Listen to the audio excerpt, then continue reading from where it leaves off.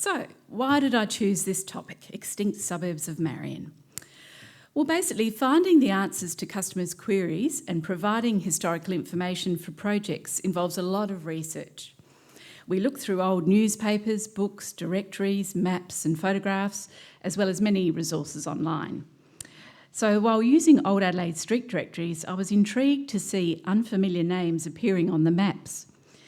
Old place names that were used but no longer exist. Extinct suburbs.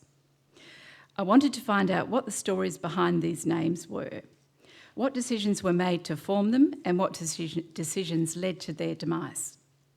So today is not a highly detailed study of every single extinct suburb, but more an overview of the topic and a glimpse at some of these old suburb names, their reasons for being, and some of the people who lived in them, in the hope that this might whet your appetite to research more about Marion's history, or indeed the history of any place important to you. In learning and sharing together what we know, we're building the collected knowledge of our history, which is really important for now and future generations. So just a little bit of context regarding the early land management of South Australia. In 1836, the first settlers in South Australia were those who had purchased their land in England before coming here. This was required of the very first wave of colonists as part of the South Australian colonisation plan, and was to help finance the following waves of immigrants, those to populate the new colony.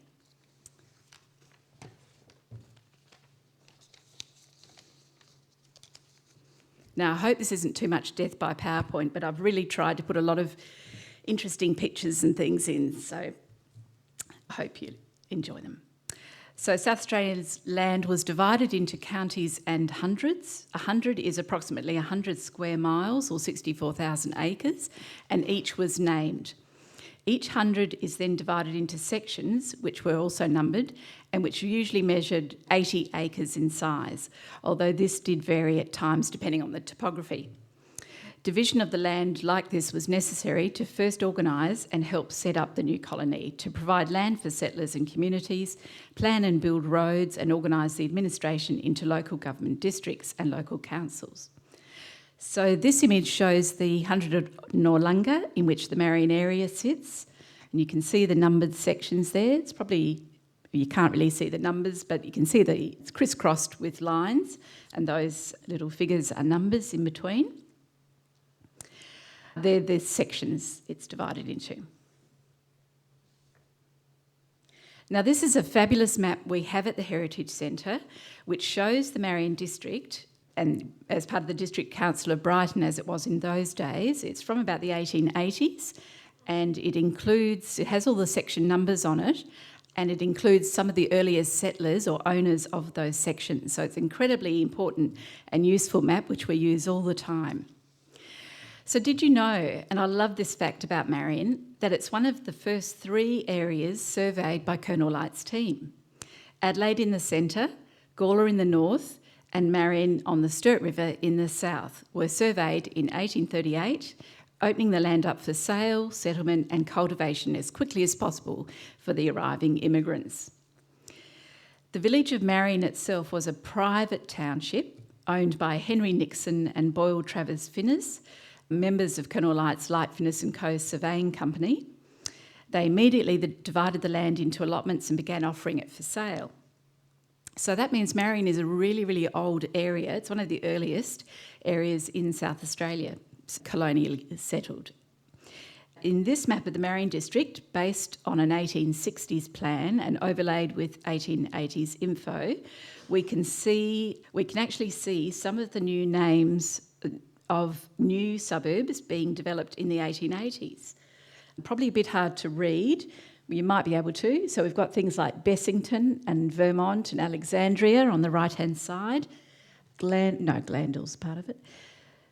So basically this is like a new map of its time, but how interesting that they are now extinct suburbs. Yeah? You went to Vermont High School? Good. Oh, where was I? Okay, So this is a beautiful old picture of Marion in its natural state. Just to give you a picture of what it would have been like back in those days. The Sturt River was in its natural form. It hadn't been straightened. I think it would have been really picturesque and, of course, ideal for settlement because the land was flat and the soil really rich. Okay. So what were these extinct names? Well, this is the list I came up with. So I researched this a few years ago and did present this talk a few years ago. And these are the names I found, but I'm sure there are many more. But there are at least 55 I've been able to find. I'm sure it's not complete, so we welcome any information about others we haven't found yet, if you know of any. We'd love to hear about them. Give you a moment to have a look at those names. Some names look familiar, some you've never heard of, perhaps?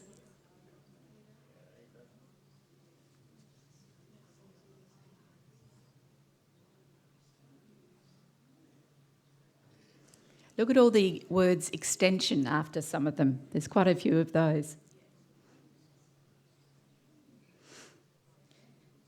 And then since the last time I gave this talk, I've come across a few more. They still need research to clarify exactly how much of real suburbs they were. Often areas were given names because they just became known as the name by which perhaps the owner's name or more informal names. So anyway, these need a lot more research just to clarify that kind of thing.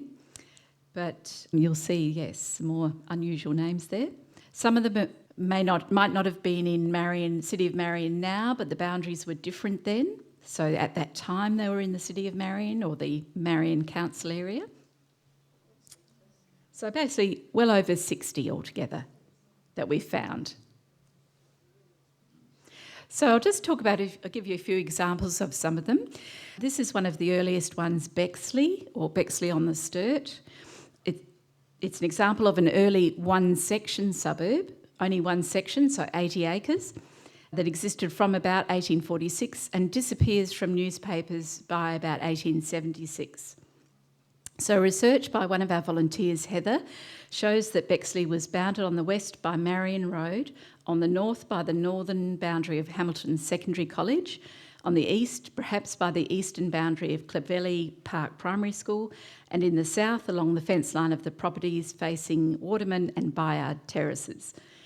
At that time it was in the Mitcham District Council area until 1868, when boundaries changed and it came within the Marion's council boundaries.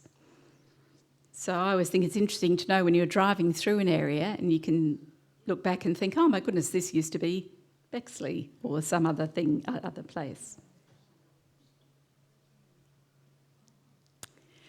This is Dr. Burton. So 8 ratepayers were listed as living in Bexley in 1869, 1870, and one of them was Dr. Richard Burton, who, after arriving from England with his family, built a 7-roomed house there and named it Bexley. He was a much-loved surgeon who tended Marion's local poor without expecting payment, probably some of my Irish ancestors. He was also chairman of the Mitcham Council, then of the Brighton Council, in which Marion was part of, and a member of the South Australian Volunteer Military Force. So Dr. Burton was much mourned when he died in 1874, and he would have been very well known in the district because there were fewer people and people who, I guess, had an important role in the community or did things for others, were well known.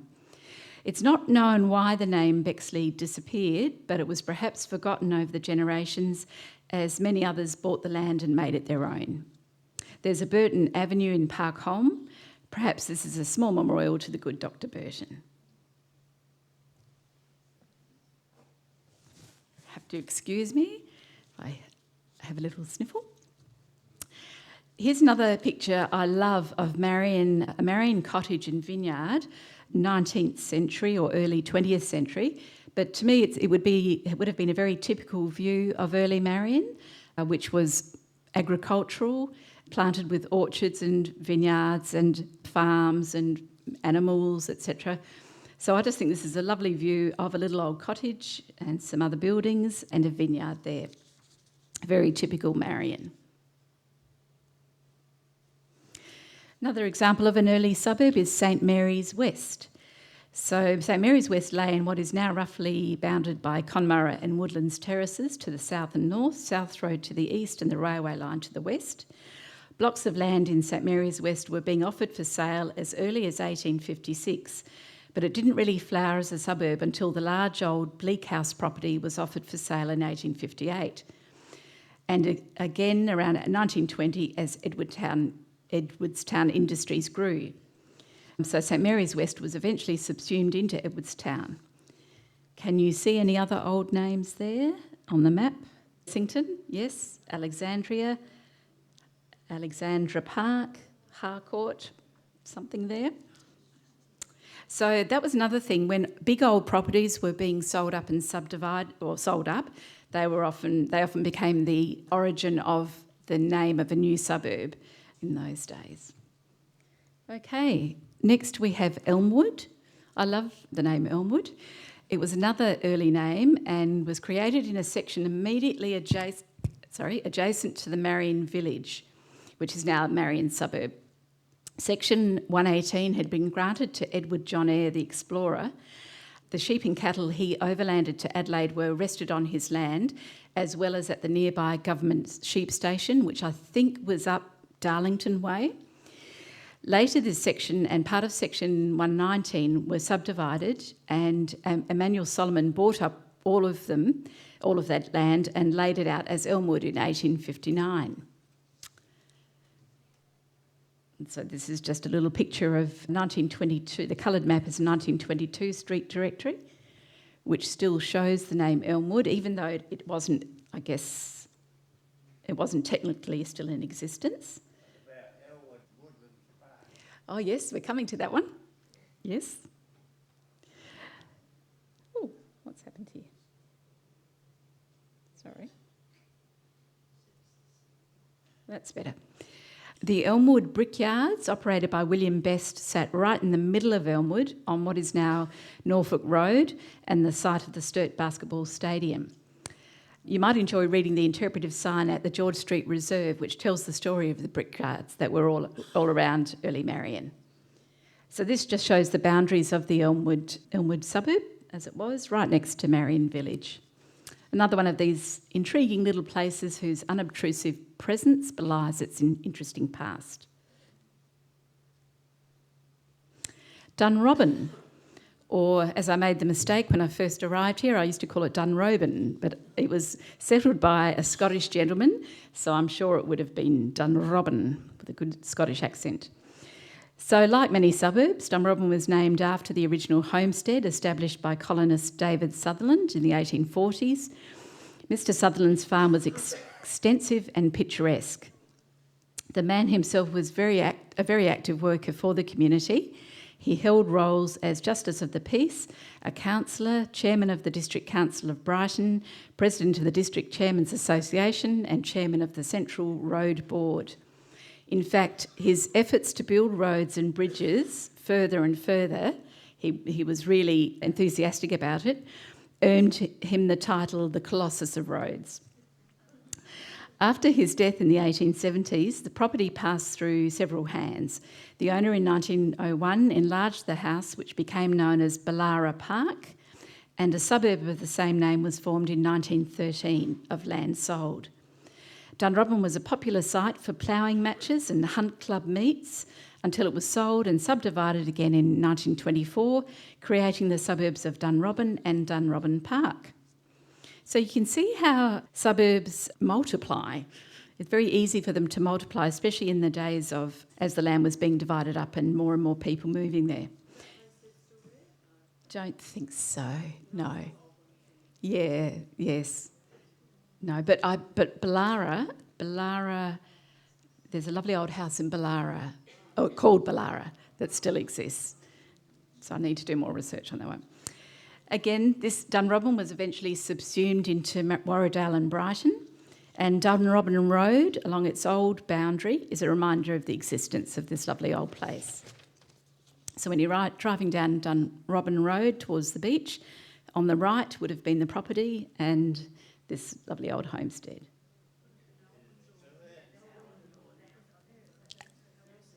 Oh, Arwendor, of course, thank you. Okay, so subdivision. It was all about subdivision. So we're beginning to see that subdivision was one of the main reasons for the creation of new suburbs. It was happening from the very beginning of the village of Marion, with people buying up large areas of land, whole sections, dividing them into allotments, naming them and presenting them for sale.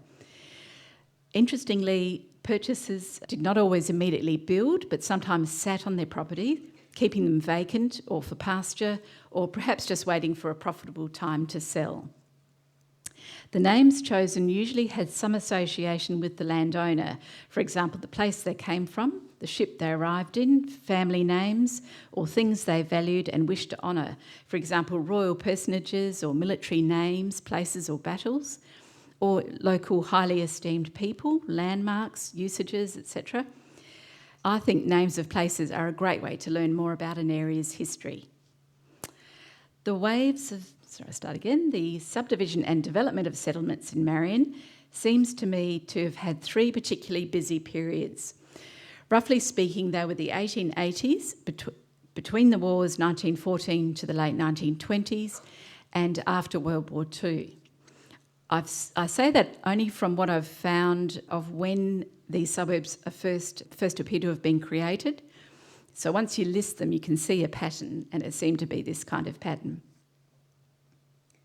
I just love this old photo of people at a land sale in Ascot Park, and it's described as the largest subdivision of any metropolitan land that has ever taken place, which is interesting.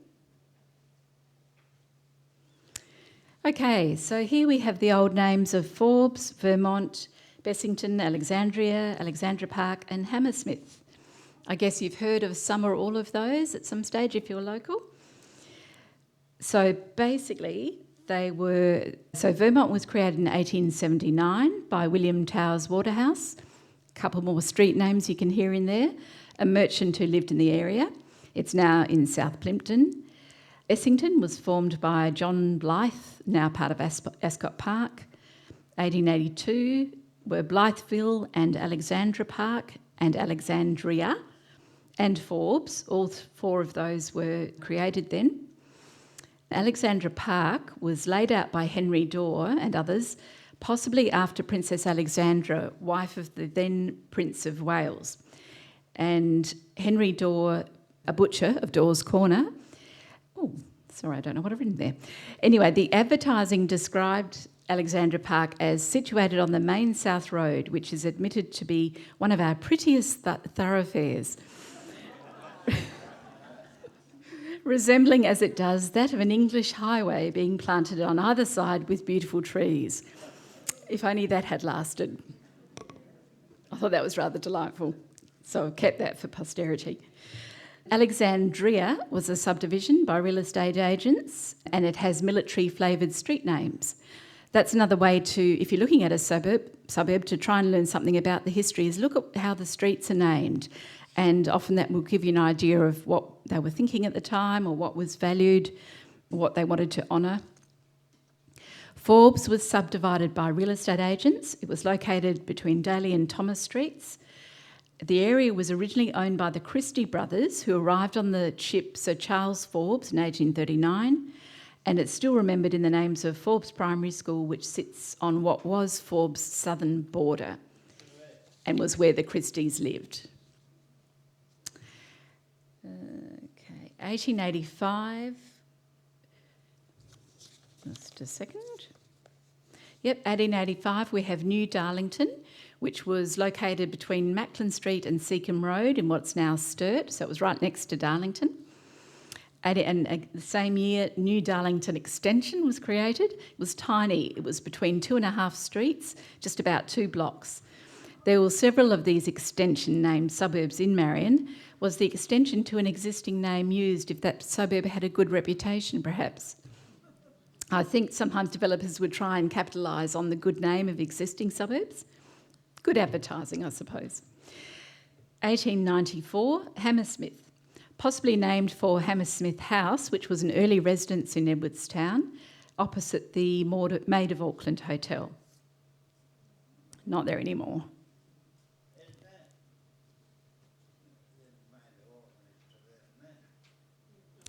Amalgamation. Okay, so here we have, so Ascot Park was one of these first major subdivisions formed from the amalgamation of Bessington and Alexandria.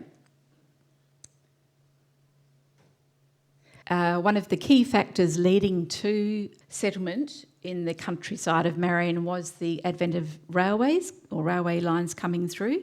It meant people could then live in the country and work in the city. So I know there was a railway line going through around 1914, which also led to the subdivision of the Oaklands estate, hence Oaklands Park, and that certainly affected the formation of Ascot Park. So land sales would boom in the areas, as I've written there. And the picture below is, yes, the first train to Ascot Park took prospective buyers to the land sale in 1913, parking where the Ascot railway station was to be built. So they did a lot to, well, as they do today, to try and to encourage people to come and buy in these areas. They would put on picnics and all sorts of catering at the promotional sales.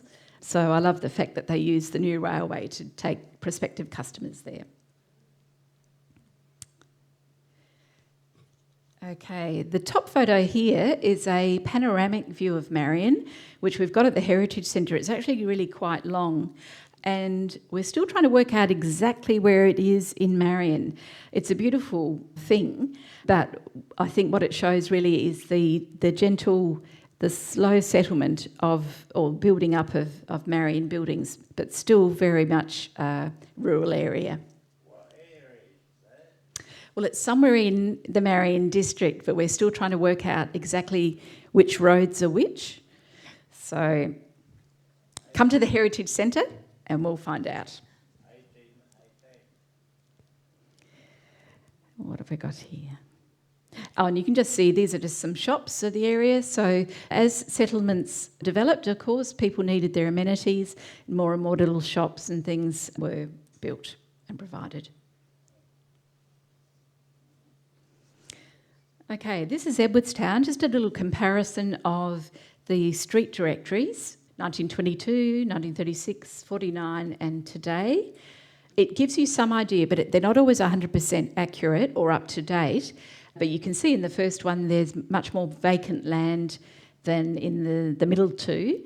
And there are, of course, more suburb names in the first three than there are in the last one, which is just named as Edwardstown. Actually, Edwardstown is a good example of several suburbs in an area being amalgamated into one. Because the original Edwardstown, 2 words, was a small parcel of land established on the Great South Road by William Edwards in 1838. As South Road was the main thoroughfare to the southern districts, Mr Edwards could see the potential for growth and profitability of land there with all the travellers going through. When did the trains come to town? They came at different times, but the one, I know there was one in around 13, 14, at this time coming through here. They came at various times. Come along to the Heritage Centre, let's clarify that. So today Edwardstown is the large suburb we know it as, but it's made up of Edwardstown, Hammersmith, Alexandra Park, St Mary's West, Marine, Woodlands Park and Ackland Gardens. It was made up of 7 suburbs.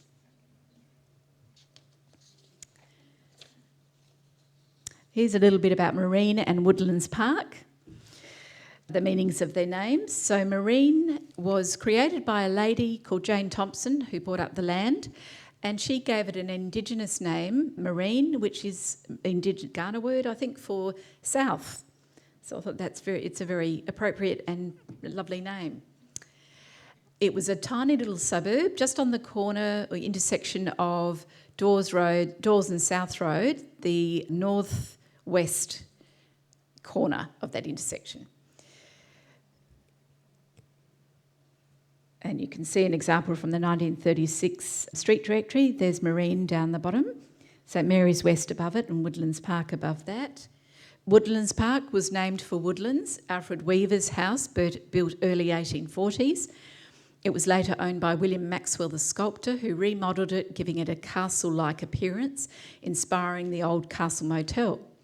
The property was subdivided in 1910 and sold off, advertised as having fine frontages to the railway, which runs right through the property, and 5 minutes walk to Pengelly's furniture factory. How exciting.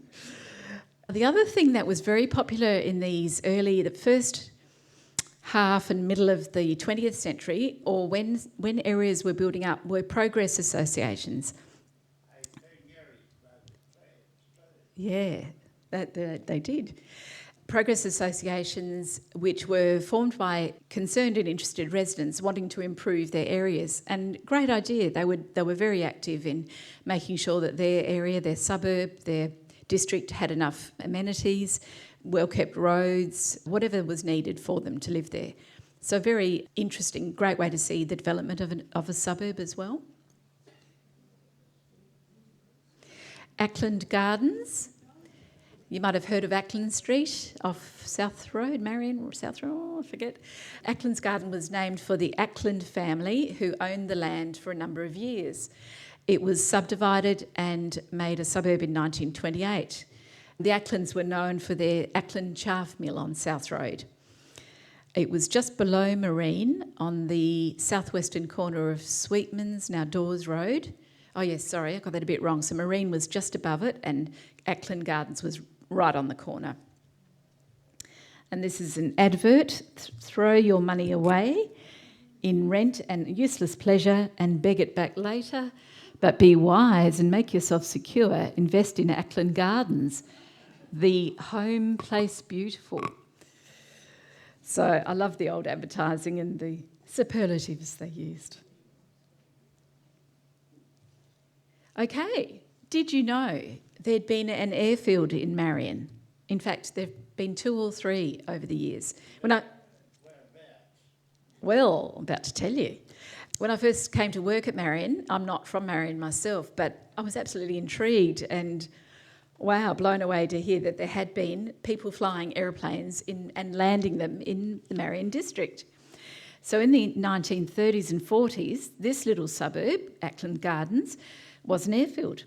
Arthur Wilkins had a government licence for the Ackland Gardens Aerodrome, and in a 1935 interview about where to build an airport for Adelaide, suggested his site might be suitable. It had been praised highly by the aviation inspectors, and I get the impression was actually briefly but seriously considered. So that's incredible. This is a couple of pictures, one of him in the air, flying above Edwardstown, and the little picture is a glider landing on, and Arthur himself outside his hangar at Wilkins Landing Ground. The Gliding Club of South Australia flew there several weekends during the summer of 1936. And this is a beautiful thing I found on the State Library website of a plan or a map of his actual airfield. It's called the Ackland Gardens Landing Ground, Ackland's Garden Estate. It was actually 900 yards long and 320 yards wide. I mean, personally, I find it hard to imagine aeroplanes landing in the middle of suburbia. But of course, remember in those days, there was a lot more vacant land around, much more countrified. There would have been a greater sense of space and obviously enough space on this spot to land planes. Oh, a 1935 newspaper article was headlined, "Aeroplane landing causes alarm at Edwardstown." Mr. Arthur Wilkins of Blackwood, owner-pilot of a Farman biplane, caused alarm among Edwardstown residents yesterday. They thought he had nosedived and crashed behind a clump of trees on the South Road. The police who gathered were told by Mr. Wilkins that he had just landed in his Farman on his own landing ground. As the newspaper said, the crowd melted away. And here's the Farman biplane, safe and sound.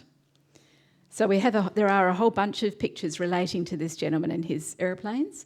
And of course, you can imagine aeroplanes, of course, were a new, exciting new invention, a new technology that several people, adventurous people, took up with enthusiasm.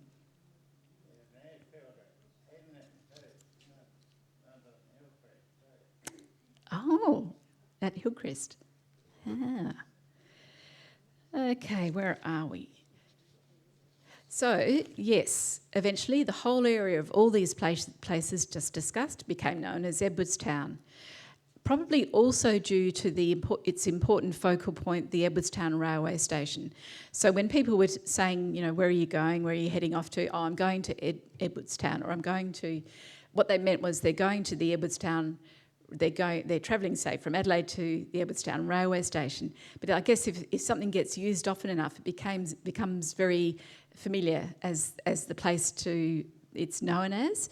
So I think that's my theory, that part of the reason that the Edwardstown area became known as that is because of the Edwardstown railway station, which was very busy. It officially became Edwardstown in 1946. Now, in the early 20th century, glasshouses, etc., were the new technology in market gardening, and Marion was a market gardening area. So again, this is just another picture to try and give you a picture of Marion's development over time. Still rural, but developing its techniques. Around this time also, more suburbs were being created around the World War I era, thanks to the railways as well. So in 1912, we have Morphettville Park, Rothville, Woodlands Park Estate, 1913, Ballara Park on the new Adelaide to Brighton Railway, so that would have been a big selling point. 1914, Bessington Park, Brayville, Oaklands Estate, and 1915, Glandore Extension. The 1920s was a very busy time for subdivision due to the railways and a growing demand for housing. I've actually counted 22 new suburbs created in this decade, and there were probably more. Often they had similar names to cash in on the popularity of nearby suburbs. Others were given brand new names, probably, as part of the promotion, the excitement of a brand new suburb. So in date order, they were Warradale Park, Harcourt Gardens, Moringa, Da Costa Park, Oaklands Park Estate, Dunrobin Park, Edwardstown Extension, Edwardstown West, Hamilton Park, Warradale Park Estate, Cudmore Park, Dunleith Gardens, Edwardstown Estate, Warradale Park Extension, Paringa Park Extension, Clavelli Gardens, Glendale West, South Road Park, St Mary's Park, Glenelga East Extension, and South Road Gardens. Notice all the extensions in there. Interesting. Here's some advertising for Harcourt Gardens in 1922. We have these original documents at the Heritage Centre.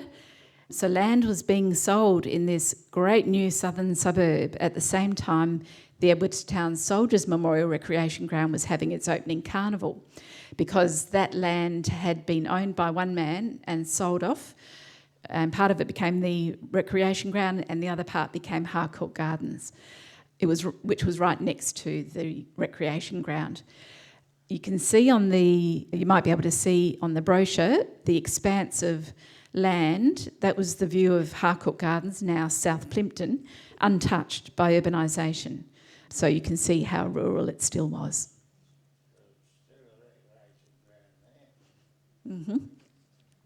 Dunleith Gardens. I think this was a prestigious new development in 1925. It was advertised by an elaborate map and aerial view someone very cleverly drew up. Da Costa Park was in Marion Council. That was quite an interesting story. It was on land derived from the man after whom Da Costa Arcade is named, but that's all another story. He actually left that land to St Peter's College. But again, that's another detailed story, but come to the Heritage Centre, we can fill you in. But when it was owned by Marion Council, then the boundaries changed, or they were talking about changing them around 1933 to the Glenelg Council, and there were lots of letters to the editor concerned about a possible change of rates. So you can see the effort too they put into advertising, places to give them the aura of prestige and glamour. And I think that's a rather lovely old advert. Cudmore Park. Now, this wasn't strictly in the Marion Council, but I just wanted to include it because it was right next door, and I think it's another interesting origin of a suburb. It was along South Road, It has an equestrian past because there was a pony racing area there called variously Sydney Park, Jordan Park and Allen Park before being subdivided as the official suburb of Cudmore Park. And it was aimed at industrialists and workers in the industries which were planned to be based there along South Road. So they were thinking about South Road. It was already back then considered an industrial or suitable for industry at that time, which I find interesting. How are we going for time? Right. We'll keep going. South Road, in 1928, South Road Park was formed near to South Road Estate and South Road Gardens. It's now part of Clovelly Park. And you can see the lovely old gum trees along there. And also the bottom photograph shows World War II soldiers marching along there, probably on their exercise walks and things around the district. Okay, so the problem of too many suburbs. With all the subdivision that had been happening in Adelaide over the decades since settlement, a lot of postcodes were being created. This caused problems for the post offices, who complained of the difficulty of mail being addressed and delivered to the wrong places because of the plethora of same-sounding names within areas. It was just thought ridiculous to have so many names and variations on names, as the following article illustrates. So this is just a little extract from a lengthy article in the Adelaide Mail in 1927. It's headlined, "Pity the Postman." It's estimated that in the metropolitan area there are more than 1,000 suburbs and sub-suburbs, and many of these bear names which sound strange, even to South Australian ears. Most of the big Adelaide suburbs have what might be termed their coefficient in the shape of such additions as Grove, Gardens, Extension, Estate and Park, as well as the 4 points of the compass tacked on to well-established names with ludicrous results. For instance, South Australia has its Prospect, Prospect Hill near Kaipo, Prospect Hill in Prospect, Prospect Hill Extension, Prospect Park Extension, Prospect Estate, Prospect View, Prospect Village, Prospect Central, Prospect North, Prospect South, Prospect East, Prospect West. Until the South Australian Town Planning Act came into operation in 1921, there was no control over the names of suburbs and subdivisions in South Australia. But since 1921, however, it's been necessary for anyone desirous of creating a new suburb to submit the name chosen to a nomenclature committee, which adopts or rejects names and suggests substitutes if necessary. Well, thank goodness for that.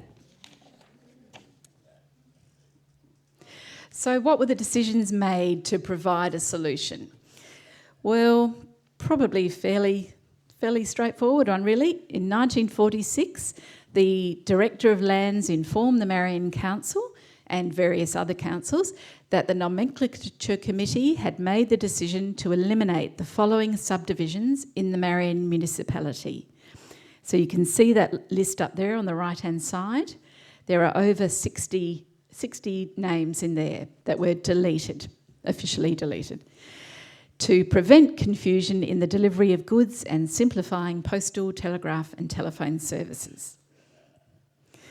So I think that was probably a sensible decision, except I think it's, some of those names are so lovely.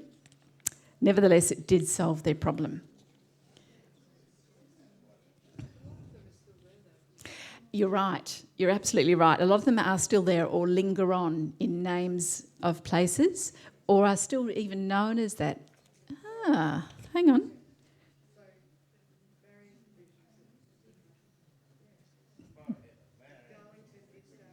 Yeah.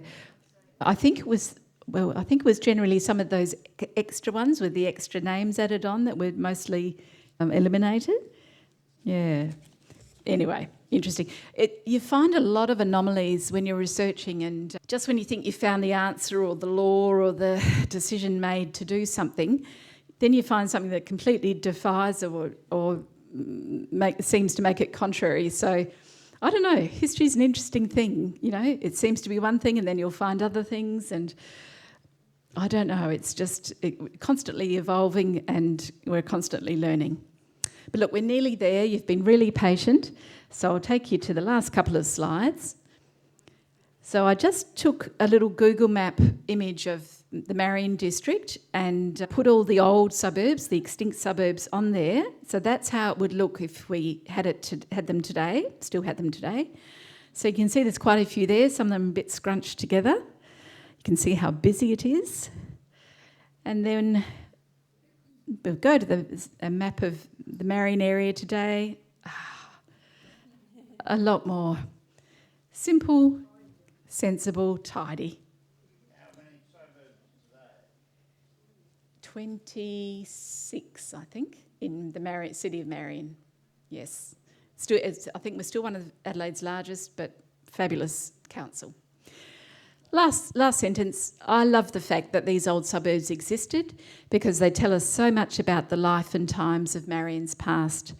So thank you for listening today. We'd love to see you at the Heritage Centre to help you out, find out more about them. Thank you for listening, and over to Yasmin for a couple of questions.